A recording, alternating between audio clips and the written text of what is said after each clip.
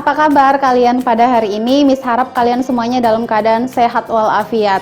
Oke, meskipun kita belum dapat bertemu secara langsung, kita akan tetap melanjutkan pembelajaran kita melalui video ini. Miss akan menyampaikan materi kita yang akan kita pelajari di pertemuan kali ini. Untuk mempersingkat waktu, Miss akan langsung menjelaskan materi selanjutnya. Materi kita pada pagi hari ini adalah membahas tentang bab baru, yaitu sistem ekskresi pada manusia. Karena di tempat Miss hanya tersedia papan tulis kecil ini aja, maka Miss akan memanfaatkannya untuk memberikan materi kepada kalian. Nah, minggu lalu kita sudah menuntaskan tentang materi sistem pernapasan pada manusia. Karena tidak ada pertanyaan dari kalian semuanya, maka kita akan lanjutkan ke materi yang satu ini. Sistem ekskresi pada manusia. Nah, mungkin kalian tidak menyadari bahwasanya setiap hari manusia itu menjalankan sistem ekskresi ini pada tubuhnya. Contohnya, nah ketika udara panas maka kita akan berkeringat. Ketika kita sedang selesai berolahraga, keluar keringat. Atau pada saat tertentu kita akan mengeluarkan urin. Nah, itu adalah contoh-contoh dari sistem ekskresi pada manusia. Nah, kita akan bahas mulai dari pengertiannya. Apa sih sebenarnya sistem ekskresi pada manusia dan mengapa harus terjadi ekskresi pada manusia? Nah, kita lihat ada istilah yang sering muncul berkaitan dengan sistem ekskresi pada manusia. Ada ekskresi, ada sekresi, dan ada defekasi. Nah, tiga istilah ini merupakan istilah yang memiliki makna yang berbeda-beda. Jadi ketiga istilah ini nanti sering kalian temui untuk menjawab soal-soal yang berkaitan dengan sistem ekskresi. Yang pertama, apa yang dimaksud dengan ekskresi? Ekskresi itu adalah proses pembuangan zat sisa yang tidak dibutuhkan lagi oleh tubuh. Jadi semua yang dibuang oleh tubuh kita yang merupakan zat sisa, dia berupa zat cair atau gas biasanya, itu dinamakan dengan ekskresi. Contohnya seperti yang Miss bilang tadi, ketika kita mengeluarkan keringat, kita mengeluarkan urin, kita mengeluarkan gas karbon dioksida, itu masuk ke dalam sistem ekskresi. Nah, sekarang yang kedua, sekresi. Bedakan ya, yang pertama tadi ekskresi, yang kedua sekresi. Kebalikannya, kalau ekskresi tadi dia mengeluarkan zat sisa yang tidak dibutuhkan oleh tubuh. Sedangkan sekresi adalah pengeluaran zat yang masih dibutuhkan oleh tubuh. Tahu nggak kalian apa zat yang dikeluarkan oleh tubuh dengan tujuan tertentu? Coba dipikir. Ya, salah satu contoh sekresi itu adalah enzim. Di materi sebelum-sebelumnya kita sudah pernah membahas tentang sistem pencernaan pada manusia. Nah, organ-organ pencernaan biasanya menghasilkan enzim. Beberapa organ pencernaan bisa menghasilkan enzim. Contohnya di organ mulut dikeluarkan enzim. Enzim apa yang dikeluarkan oleh kelenjar saliva, air liur di dalam mulut? Ya, enzim yang dikeluarkannya adalah enzim petialin yang mengubah amilum menjadi maltosa atau glukosa. Jadi sekresi ini tadi pengeluaran zat yang masih dibutuhkan oleh tubuh seperti enzim tadi. Nah, yang lain apa lagi, Miss? Yang lainnya seperti hormon. Hormon juga dikeluarkan oleh tubuh yang berfungsi untuk tujuan tertentu. Nanti sistem hormon kita khusus pelajari di satu bab tertentu. Kemudian yang ketiga adalah defekasi. Defekasi itu merupakan proses pengeluaran zat sisa pencernaan, yaitu berupa feses atau kotoran. Nah, jadi yang membedakan ketiganya ini adalah zat yang dikeluarkannya. Kalau ekskresi tadi zat yang dikeluarkannya berupa urin, kemudian dia berupa keringat, kemudian karbon dioksida atau empedu. Pokoknya semua zat yang tidak dibutuhkan lagi oleh tubuh. Sedangkan sekresi pengeluaran zat yang masih dibutuhkan oleh tubuh. Kalau defekasi pengeluaran zat hasil sisa pencernaan. Nah, itulah perbedaan dari ketiga istilah ini. Nah, sekarang kita masuk ke tujuan. Apa sebenarnya tujuan tubuh manusia ini melakukan ekskresi? Gitu kan? Kita kan nggak pernah meminta, kita itu pengen melakukan ekskresi dari tubuh kita. Itu berjalan dengan normal, itu berjalan dengan begitu saja tanpa perintah dari otak kita. Nah, dia berjalan tanpa kita sadari. Pernah nggak kalian itu pengen, aku mau keluarkan keringat dari kulit aku, coba aku lihat nih, aku kasih lihat sama temen aku nih, lihat keringat aku keluar, kan nggak bisa ya. Nah, keringat itu keluar begitu saja sesuai dengan kondisi tubuh kita. Nah, pada saat cuaca dingin, nggak mungkin kita bisa mengeluarkan keringat, kecuali kita melaksanakan aktivitas tertentu, kan seperti itu. Nah, jadi apa tujuan sistem ekskresi yang berlangsung tanpa sadar ini tadi? Tujuannya itu adalah menjaga keseimbangan tubuh. Nah, sekali lagi Miss ulang, menjaga keseimbangan tubuh. Keseimbangan apa saja? Contoh salah satunya keseimbangan cairan tubuh.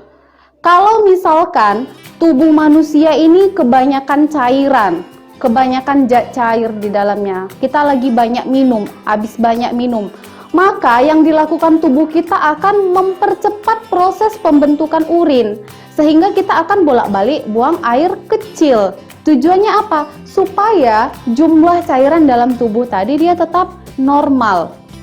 Nah, ketika seseorang tidak banyak minum, maka dia juga pasti akan jarang buang air kecil. Nah, itulah maksudnya dari menjaga keseimbangan tubuh manusia tadi. Nah, keseimbangan tubuh kita terjadi begitu saja tanpa perintah dari otak kita atau bukan atas dasar kemauan kita. Dia udah berjalan dengan begitunya. Makanya dari sistem ekskresi ini kita juga harus bersyukur kepada Tuhan Yang Maha Esa. Kenapa? Karena tanpa kita minta pun, tubuh kita ini akan tetap melakukan proses sehingga tubuh kita ini, zat-zat yang ada di dalamnya selalu dalam keadaan seimbang. Nah, seperti itu. Nah, kemudian yang kedua, kita masuk ke dalam organ ekskresi. Organ ekskresi pada manusia ada 4. Yang pertama ada ginjal. Ginjal tadi mengekskresikan atau mengeluarkan urin. Yang kedua ada kulit. Kulit mengekskresikan keringat. Yang ketiga ada paru-paru. Paru-paru mengekskresikan karbon dioksida disertai dengan uap air. Kemudian yang keempat ada hati. Hati mengekskresikan empedu. Nah, inilah dia 4 organ ekskresi pada manusia yang akan kita pelajari satu persatu. Khusus untuk pertemuan kali ini, kita hanya akan membahas tentang organ ginjal saja. Sedangkan organ yang lainnya akan kita bahas di pertemuan-pertemuan berikutnya. Yang pertama, bentuk dan letak ginjal. Ginjal pada manusia ada 2 buah dan merupakan organ yang berbentuk seperti kacang merah yang berada di sisi kiri dan kanan rongga perut bagian belakang. Ginjal kanan lebih rendah dibandingkan dengan ginjal kiri karena ada organ hati di rongga kanan perut. Ginjal kanan juga berukuran lebih kecil daripada ginjal kiri dan berada sedikit lebih ke tengah daripada ginjal kiri. 2. Struktur ginjal. Struktur ginjal pada manusia terdiri dari 3 bagian utama, yaitu korteks, medula, dan pelvis ginjal atau sering juga disebut pelvis renalis. Dalam bahasa Latin, ginjal disebut dengan ren. Korteks merupakan bagian terluar dari ginjal yang memiliki fungsi sebagai tempat terjadinya filtrasi. Di dalam korteks terdapat nefron yang membuat permukaan ginjal lebih luas. Nah, nefron merupakan struktur terpenting dari ginjal. Nefron berfungsi sebagai unit penyaringan darah dan untuk menghasilkan urin. Manusia mempunyai 2 jenis nefron, yaitu nefron kortikal yang memiliki lengkung Henle yang pendek, sedangkan nefron juxtamedularis memiliki lengkung Henle yang lebih panjang. 80% nefron yang ada di ginjal manusia adalah nefron kortikal, sedangkan 20% lainnya adalah nefron juxtamedularis. Nefron terdiri dari beberapa bagian utama, yaitu badan Malpighi, glomerulus, kapsul Bowman, tubulus contortus proximal, lengkung Henle, tubulus contortus distal, dan tubulus collectivus. Yang kedua, bagian medula ginjal. Medula ginjal merupakan bagian yang memiliki bentuk kerucut menyerupai piramida. Satu ginjal terdiri dari 8 sampai 12 piramida. Pada medula ada beberapa saluran seperti tubulus collectivus, lengkung Henle, dan tubulus contortus. Fungsi medula ginjal sendiri adalah untuk menyerap zat atau nutrisi yang masih dapat digunakan dari hasil saringan korteks ginjal. 3. Bagian pelvis ginjal. Pelvis atau rongga ginjal merupakan bagian dari ureter yang melebar. Pelvis merupakan tempat pengumpulan urin sementara sebelum urin tersebut menuju ke organ ekskresi selanjutnya. Di bagian ginjal juga terhubung pembuluh darah. Nah, ginjal memiliki arteri dan vena utama. Sama halnya dengan organ lain, arteri memiliki fungsi untuk membawa darah bersih dan berisikan oksigen dan nutrisi. Seperti yang kamu lihat pada gambar yang ditampilkan berikut ini. Yang ketiga, fungsi ginjal. Ginjal memiliki banyak fungsi antara lain: 1. Menyaring dan membersihkan darah. 2. Mengatur keseimbangan kandungan kimia darah. 3. Menjaga pH darah agar tidak terlalu asam. 4. Menghasilkan hormon. 5. Mengatur keseimbangan air dalam darah. Nah, itulah dia tadi pembelajaran kita pada pagi hari ini tentang sistem ekskresi pada manusia. Khususnya kita sudah membahas tentang organ ginjal. Nah, tugas kalian sekarang adalah menuliskan kesimpulan hasil pembelajaran kalian di buku catatan. Nah, mudah-mudahan apa yang disampaikan pada kesempatan kali ini dapat kalian pahami, kemudian dapat kalian kerjakan tugasnya dengan baik. Sampai jumpa di pertemuan berikutnya. Selamat pagi.